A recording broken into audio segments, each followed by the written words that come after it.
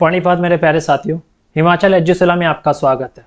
जैसा कि हमारी कक्षा में कौन सा पाठ चल रहा है, संज्ञा क्या, जिसमें से कल हम लोगों ने संज्ञा के प्रकार पढ़े थे। आज हम लोग पढ़ेंगे भाववाचक संज्ञा का निर्माण।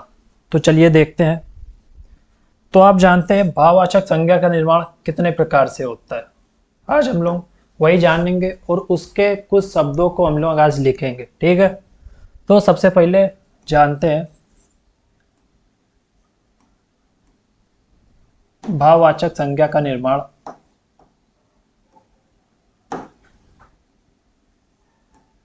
भाववाचक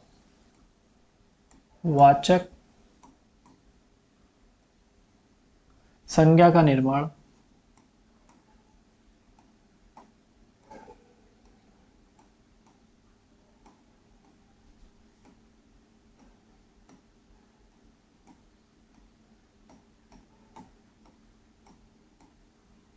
कितने प्रकार से होता है, ठीक।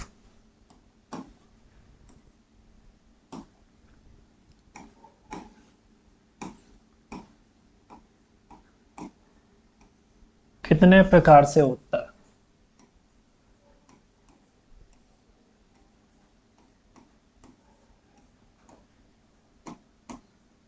तो चलिए जानते हैं कितने प्रकार से होता है। जैसा कि आप जानते हैं भाववाचक संज्ञा का निर्माण 5 प्रकार से होता है, ठीक है। अगर परीक्षा में पूछा जाए भाववाचक संज्ञा का निर्माण कितने प्रकार से होता है, तो भाववाचक संज्ञा का निर्माण 5 प्रकार से होता है, ठीक है। 5 प्रकार से। अब वो कौन कौन से 5 प्रकार है, तो आइए देखते हैं, ठीक है। सबसे पहले होता है विशेषण से, ठीक। विशेषण शब्दों से भाववाचक संज्ञा का निर्माण, ठीक। पहला हो गया विशेषण से, ठीक है। दूसरा हो गया क्रिया से, ठीक। क्रिया से। तीसरा होता है जातिवाचक संज्ञा से। जातिवाचक संज्ञा से। जातिवाचक संज्ञा से निर्माण होता है, ठीक है। और फिर चौथा होता है अव्यय से। अव्यय से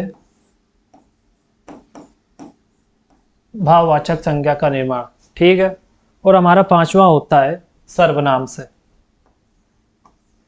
सर्वनाम से, सर्वनाम शब्दों से भाववाचक संज्ञा का निर्माण, सर्वनाम से, ठीक। तो इन 5 तरह से हमारी भाववाचक संज्ञा का निर्माण होता है, ठीक। चलिए अब इनके बारे में जानते हैं। इनके कुछ शब्दों को हम लोग बनाते हैं, जैसा कि आगे आप देख रहे हैं। विशेषण से भाववाचक संज्ञा का निर्माण, ठीक है। ये कुछ शब्द लिखे हैं, पेपर में ऐसे ही पूछे जाते हैं। जैसे कुटिल क्या है, कुटिल यहाँ पर एक विशेषण है, ठीक है। किसी भी संज्ञा की विशेषता बता रहा है, ठीक है। तो कुटिल का भाववाचक संज्ञा क्या होगी, जैसे कुटिल का हो गया कुटिलता, ठीक। कुटिलता, समझ गए। तो ऐसे होगा विशेषण से भाववाचक संज्ञा का निर्माण, ठीक। सरल का क्या हो जाएगा, सरलता, समझ रहे हैं। युवा का जो होगा वो युवान नहीं होगा, यौवन होगा, ठीक है। आपने गाने में कभी सुना होगा यौवन, यौवन हो गया, ठीक। लंबा का हो गया लंबाई, ठीक। बूढ़ा का हो गया क्या, बुढ़ापा, समझ रहे हैं आप, बुढ़ापा,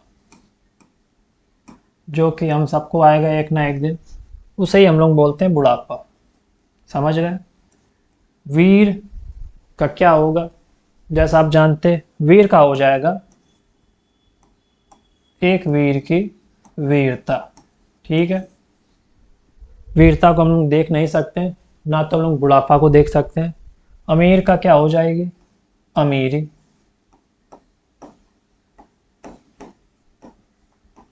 ठीक है, ठंडा का क्या होगा बताइए आप, तो ठंडा का हो जाएगा यहाँ पर ठंडक।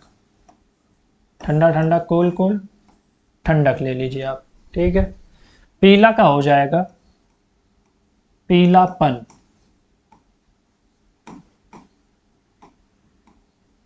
दिखाई दे रहा है आपको, ठीक है, दिखाई देगा पीला पन। ठीक, पवित्र का क्या होगा, तो पवित्र शब्द से पहले मेरे को एक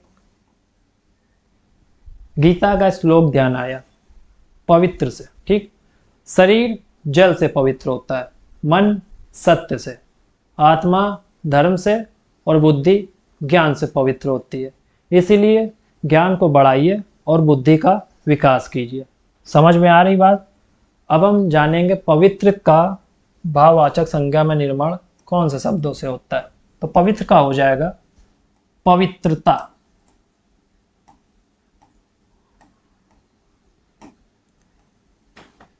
ठीक है, जैसे सीता जी ने अपनी पवित्रता सिद्ध करने के लिए अग्नि परीक्षा दी थी, वही वाली होगी पवित्रता, जिसे देखा नहीं जा सकता। गरीब का हो जाएगा गरीबी। ठीक, गरीबी को हम लोग नहीं देख सकते। ठीक, भला का हो जाएगा भलाई।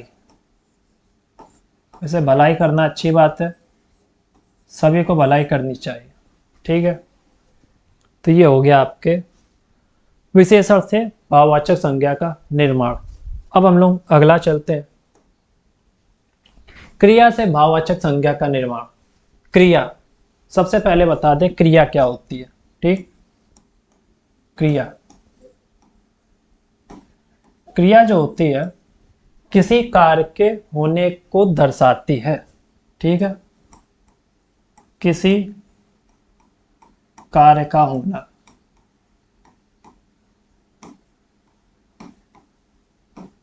किसी कार्य का होना क्रिया कहलाता है। ठीक,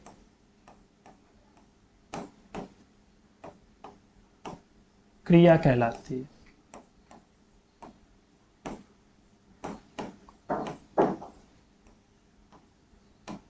जैसे जाना, जाना, जिसमें आप देखेंगे जा प्लस ना। ठीक, जिसमें जा एक मूल धातु है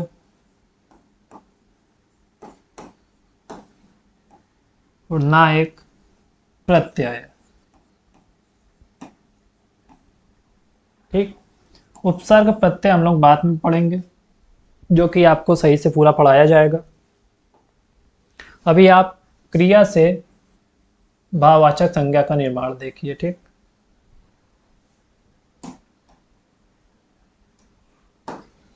तो उड़ना का क्या होगा, उड़ना का हम लोग भाववाचक बनाएंगे उड़ान,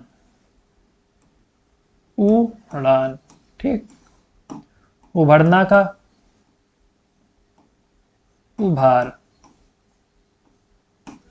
हंसना का हो जाएगा हंसी, तो कुछ नहीं। दौड़ना का दौड़। ठीक है, सोचना का हो जाएगा सोच, सोच नहीं सोच। ठीक, बनना का हो जाएगा बनावट। ठीक, बनावट। ठीक है, गाना का हो जाएगा गान, सही से सुनिएगा गान। ठीक, जागना का क्या होगा, वही जो रात में चलता है जागरण। ठीक, जाना का हो जाएगा जागना का जागरण। तो ये हो गया आपका क्रिया से भाववाचक संज्ञा का निर्माण। अब हम आगे चलते हैं। अब हम जातिवाचक संज्ञा से भाववाचक संज्ञा का निर्माण करेंगे। समझ रहे हैं? जैसा आप जानते हैं, इंसान एक जातिवाचक संज्ञा है, पुरुष भी एक जातिवाचक संज्ञा है, ये सारे एक जातिवाचक संज्ञा है। तो इंसान का क्या होगा? इंसानियत। आपके अंदर इंसानियत नाम की कोई चीज़ है तो वही जो इंसानियत है वही वाली। पुरुष का हो जाएगा पुरुषत्व, ठीक है। स्त्री का हो जाएगा स्त्रीत्व, ठीक। बच्चा का क्या होगा? बचपन। हम लोग कभी बचपन नहीं देख पाते, ठीक है। तो ये एक भाववाचक संज्ञा। तपस्वी क्या होता है? तपस्वी का क्या होगा? तपस्वी का होगा तप। तप हम लोग नहीं देख पाते, तप करते हुए हम लोग ऋषि को देखते हैं लेकिन हम लोग तप नहीं देख पाते, ठीक। घर का क्या होगा? घर तो हम लोग देख लेते हैं तो ये जातिवाचक संज्ञा हो गई, लेकिन घरेलू, घरेलू को हम लोग अपनी आंखों से नहीं देख पाती है, दृश्य रूप में नहीं होती है, ठीक। डाकू का क्या होगा? डकैती। जैसे कि हम लोग डकैती करते हुए किसी आदमी को देखते हैं लेकिन हम लोग डकैती नहीं देखते। समझ में आई बात? चिकित्सक का हो जाएगा चिकित्सा, चिकित्सा। समझ में आ रही बात? अब हम लोग आगे बढ़ते हैं। सर्वनाम से करेंगे भाववाचक संज्ञा का निर्माण, ठीक। तो सबसे पहला वर्ड कौन सा है? अहम। काफी प्यारा वर्ड है। अहम क्या होता है, ठीक। वैसे जीवन में सुखी जीवन व्यतीत करने के लिए अहम अपने जीवन में होना ही नहीं चाहिए, ठीक। अहम के अंदर से हमारे अंदर अहंकार उत्पन्न होता है, ठीक। जैसे एक वर्ड होता है आई और एक होता है वी, ठीक। जब हमारे रिश्तों में आई चलता है, ठीक, तो उनमें लड़ाई झगड़े और उनके बीच खटास रिश्तों में उत्पन्न नहीं होती। आई मीन्स मेरा, ठीक। जैसे मान लीजिए यह मेरा है, यह मेरा फ़ोन है, ये मेरे पैसे हैं, ये मेरी चीज़ है, तो उनमें लड़ाइयाँ जरूर होंगी। जैसे आपकी शादी एक अपनी प्रिय सखी से हो गई, ठीक। अब शादी के बाद आप मेरा मेरा करने लगे, ये मेरी चीज़ है, ये मेरा फ़ोन है, ये मेरा पासवर्ड है, ये मेरी चीज़ें हैं, तो उनमें लड़ाइयाँ उत्पन्न होंगी। और अगर आप वी लगाएंगे तो आप सुखी जीवन व्यतीत करेंगे। जैसे वी हमारा, रिश्तों में आई नहीं, वी लेके चलिए, ये हमारी चीज़ें हैं, तो आपका जीवन हमेशा सुखी में रहेगा। कभी भी आपके झगड़े नहीं होंगे, ना सास के बहू के बीच, ना पति पत्नी के बीच, किसी के भी रूप में आपके झगड़े नहीं होंगे। इसलिए हमेशा हमें वी का सपोर्ट करना चाहिए, आई का नहीं। समझ में आई बात? सुखी जीवन व्यतीत करने का यही सबसे अच्छी चीज़ है। अगर नहीं है तो मत खाइए, लेकिन लड़ाई झगड़े से दूर ही रहिए, ठीक। तो अहंकार से किसका उत्पन्न होता है? अहम से, अहंकार का। तो क्या हो गया? अहंकार। अहंकारी मनुष्य जीवन में सदैव ठोकर ही खाता है। निज की निजता या निजत्व, ठीक। अपना का अपनापन। समझ रहे हैं?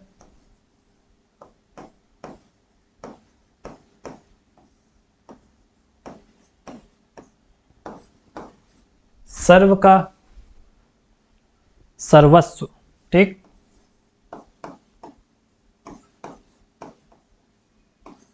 या सर्वदा। तो ये हो गया आपके सर्वनाम से भाववाचक संज्ञा का निर्माण। समझ रहे हैं।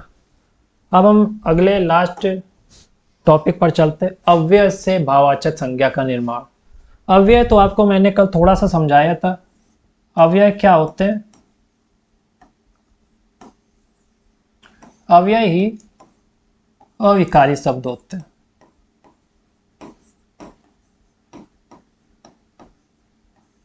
ठीक, अविकारी शब्द होते हैं। अब अविकारी शब्द क्या होते हैं? वे शब्द जिनमें लिंग वचन, काल और कारक के रूप में परिवर्तन नहीं होता है। ठीक, परिवर्तन नहीं, तो उन्हें ही हम बोलते हैं अविकारी शब्द। ठीक, तो ये हो गए आपके अविकारी शब्द जिनको हम बोलते हैं अव्यय, जैसे कि अधिक, निकट, हा, समीप, ही, ये सब होते हैं अव्यय। ठीक, जैसे अधिक का क्या हो गया? भाववाचक अधिकता, अधिकता। ठीक है, निकट क्या हो जाएगा? तो निकटता हो जाएगा। समझ रहे हैं, निकटता। हा का क्या हो जाएगा? पुरानी रामायण में आपने देखा ही होगा, महाभारत में राक्षस क्या मचाते हैं? हाहाकार। तो इसका क्या हो गया? हाहाकार। और समीप का क्या हो गया? सामीप्य। ठीक है, सामीप्य।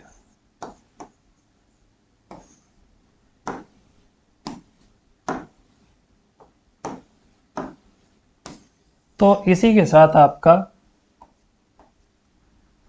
संज्ञा चैप्टर भी खत्म हो गया है। अब इसके बाद कल इसके इम्पोर्टेंट क्वेश्चन करा देंगे, जो कि आप देख लीजिएगा। और गवर्नमेंट जॉब की जिसकी आप तैयारी कर रहे हैं, उसी में वैसे गवर्नमेंट जॉब से एक वर्ड है सरकारी जॉब है जिसकी आप तैयारी कर रहे हैं, सरकारी भर्ती।